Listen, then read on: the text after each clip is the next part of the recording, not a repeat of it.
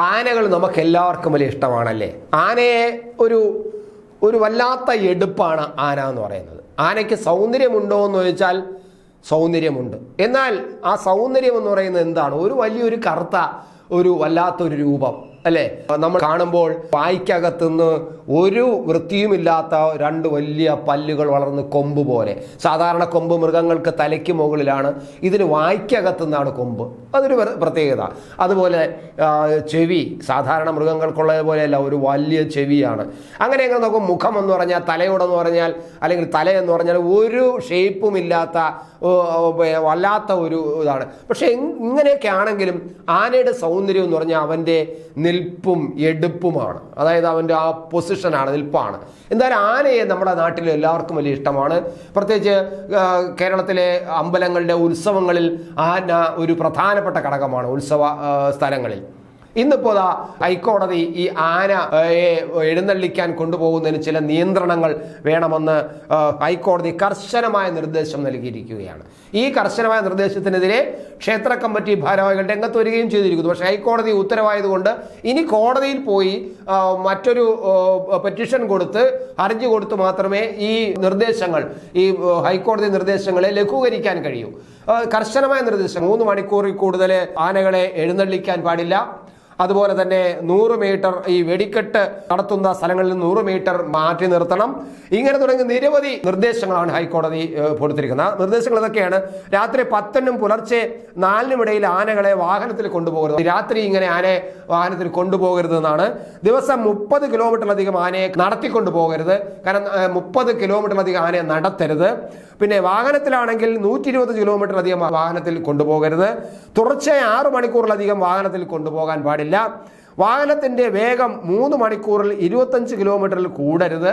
വാഹനത്തിൽ speed govern ഉണ്ടായിരിക്കണം. ഇങ്ങനെ ഒരുപാട് നിർദ്ദേശങ്ങൾ. ഇനിയുമുണ്ട് നിർദ്ദേശങ്ങൾ.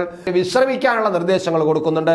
24 മണിക്കൂറിനുള്ളിൽ ആനയ്ക്ക് 8 മണിക്കൂർ വിശ്രമം ലഭിക്കുമെന്ന് ഉറപ്പാക്കണം. രാവിലെ 9-നും വൈകിട്ട് 5-നും ഇടയിൽ ആനകളെ റോഡിലൂടെ എഴുന്നള്ളിക്കരുത്. പിന്നെ അതിന്റെ സുരക്ഷയെക്കുറിച്ച് പറയുന്നത്: 2 ആനകൾ തമ്മിൽ 3 മീറ്റർ അകലം വേണം ഈ എഴുന്നള്ളിപ്പ് നടത്തുമ്പോൾ.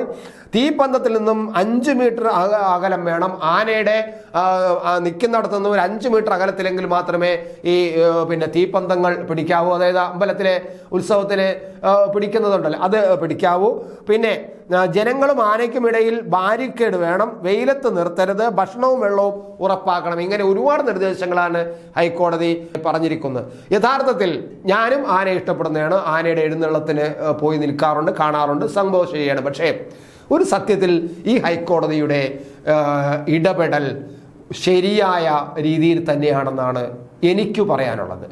അമ്പലത്തിൻ്റെ ഭാരവാഹികൾക്കും ഈ ഉത്സവ പ്രേമികൾക്കും ചിലപ്പോൾ ഇത് ഇഷ്ടപ്പെടില്ലായിരിക്കാം. പക്ഷേ ആന പോലൊരു ജീവിയാണ്. ഒരു ദിവസം 3 മണിക്കൂറിലധികം ആനകളെ എഴുന്നള്ളിക്കാൻ പാടില്ല എന്ന് പറയുന്നത് എത്ര ശരിയാണ്? 3 മണിക്കൂർ എന്നുള്ള ഒരു പക്ഷേ കോടതി ഇനി കുറച്ചും കൂടെ വേണമെങ്കിൽ നീട്ടിക്കൊടുക്കാം. പക്ഷെ അതിനപ്പുറം വേണ്ട. എന്തിനാണ്? എനിക്കറിയാം, എൻ്റെ നാട്ടിലുള്ള ഒരു അമ്പലത്തിൽ, ഞങ്ങളുടെ ഏറ്റവും പ്രധാനപ്പെട്ട അമ്പലമാണ്, ആ അമ്പലത്തിൽ വൈകുന്നേരം 4 മണിക്കൊക്കെ, 3:30 മണിക്ക്, 4 മണിക്ക്, പണ്ടാണെങ്കിൽ 2 മണിക്ക് തുടങ്ങുമായിരുന്നു. ഇപ്പോൾ 2 മണി എന്നൊക്കെ നിശ്ചയിച്ചാലും അത് എല്ലാം സെറ്റായി വരുമ്പോൾ 3 മണി, 3:30 മണിയാവും. എന്തായാലും 3 മണി മുതൽ ആന നടന്നു തുടങ്ങുന്നത്. രാത്രി 12:30 മണി, 1 മണി കഴിഞ്ഞിട്ടാണ് തീരുന്നത് എഴുന്നള്ളത്ത്. ഈ ഊരു ചുറ്റിയുള്ള എഴുന്നള്ളത്തുണ്ട് ആനയുടെ ഉത്സവത്തിൻ്റെ അവസാന ദിവസം. ഇത് പലപ്പോഴും എനിക്ക് വലിയ സങ്കടം തോന്നുന്നു. കാരണം നമ്മുടെ വീട്ടിൻ്റെ മുന്നിലേക്ക് ആന വരുമ്പോൾ ആനയുടെ കണ്ണിൽ നിന്നും ഇങ്ങനെ നിറയെ കണ്ണീരിങ്ങനെ ഒഴുകുന്നതാണ്. ആനയ്ക്ക് പറയാനറിഞ്ഞൂടല്ലോ, അതിൻ്റെ കണ്ണിൽ നിന്ന് കണ്ണീരിങ്ങനെ ഒഴുകിക്കൊണ്ടിരിക്കും. എന്തെങ്കിലും തരത്തിൽ ആനയൊക്കെ ഉണ്ടെങ്കിൽ അതിൻ്റെ കൂടെ കാലിൽ ചങ്ങലയൊക്കെ 4 കാലിനെ ബന്ധിപ്പിച്ച് ചങ്ങലക്കിട്ട് ഒരു ഏകദേശം ഒരു 1 അടി 2 അടി മാത്രം കാൽ വയ്ക്കാൻ പറ്റുന്ന, 1-1.5 അടി മാത്രം കാൽ വയ്ക്കാൻ പറ്റുന്ന തരത്തിൽ ആനയെ ഒന്ന് കാല് വീശി നടക്കാൻ പോലും പറ്റാത്ത പറ്റാത്ത തരത്തിൽ വളരെയധികം പീഡിപ്പിച്ചിട്ടാണ് നമ്മൾ ഈ ദൈവത്തിൻ്റെ അനുഗ്രഹത്തിന് വേണ്ടിയിട്ട് ഈ എഴുന്നള്ളത്ത് നടത്തുന്നത്. പിന്നെ ഞാൻ ആലോചിച്ചിട്ടുണ്ട്, ഈ ആനയുടെ പുറത്ത് 2 മണിക്ക് കയറിയിരിക്കുന്ന ആൾക്കാർ, മുകളിൽ തിടമ്പും പിടിച്ചുകൊണ്ടും കുട പിടിച്ചുകൊണ്ടും ഇരിക്കുന്നവർ എങ്ങനെ ഇത്രയും മണിക്കൂർ അതിനകത്ത് ഇരിക്കുന്നു എന്ന് എനിക്ക് അത്ഭുതം തോന്നിയിട്ടുണ്ട്. ഞാൻ അവരോട് ചോദിച്ചിട്ടുമുണ്ട്. ആനയുടെ മുട്ടിലും താഴെ ഇറങ്ങുമ്പോൾ പലപ്പോഴും കാണുമ്പോൾ ചോദിച്ചു, നിങ്ങൾ എങ്ങനെ ഇത്രയും മണിക്കൂർ ഇരിക്കുന്നു? അതങ്ങിരിക്കും എന്ന് പറയുന്ന എല്ലാവർക്കും അറിയില്ല. അവരും ബുദ്ധിമുട്ടാണ്. പിന്നീട് അവർ ചികിത്സയ്ക്ക് പോകുന്നതും നടുവേദനയ്ക്കും അതുപോലെ പൃഷ്ഠവേദനയ്ക്കും ചികിത്സയ്ക്ക് പോയതൊക്കെ കഥകളൊക്കെ എനിക്കറിയാം. എന്നാലും അത് പോട്ടെ. എന്നാലും ഈ ഹൈക്കോടതി നിർദ്ദേശം നമ്മൾ ഉത്സവ പറമ്പിൽ ഞങ്ങളുടെ ഉത്സവത്തിന്മേലുള്ള കോടതിയുടെ കടന്നുകയറ്റമാണെന്ന് പറയാതെ ഇതിൽ ഈ കോടതിയുടെ ഇടപെടൽ അംഗീകരിക്കണം. ആനയെ ഇത്തരത്തിൽ പീഡിപ്പിക്കരുത്.